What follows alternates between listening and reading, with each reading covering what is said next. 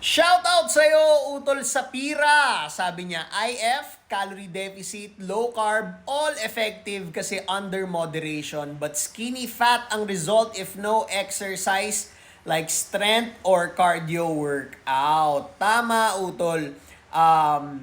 Number one talaga na recommended is diet and exercise para maging malakas yung pangangatawan natin habang minamanage natin yung weight natin. But syempre, hindi natin maiiwasan. May mga tao na hindi talaga gusto mag-exercise. May mga tao na maraming dahilan para mag-exercise. Pero that doesn't mean na hindi na nila pwedeng i-achieve yung healthy weight or hindi na nila pwedeng i-manage yung weight nila. Pwede pa rin through proper diet.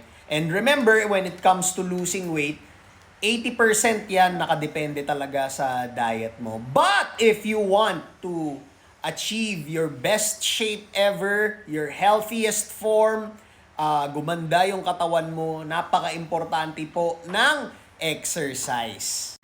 Kaya kung gusto nyong matutunan ang mga prinsipyo tungkol sa diet, paano yan, paano makuha yung maintenance calories mo, paano magpapayat, paano mag-maintain, etc.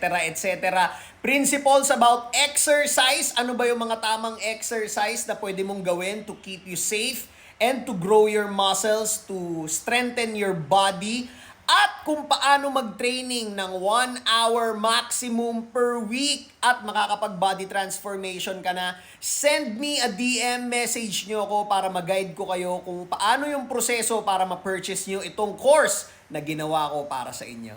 Sana nakatulong. Follow for more tips.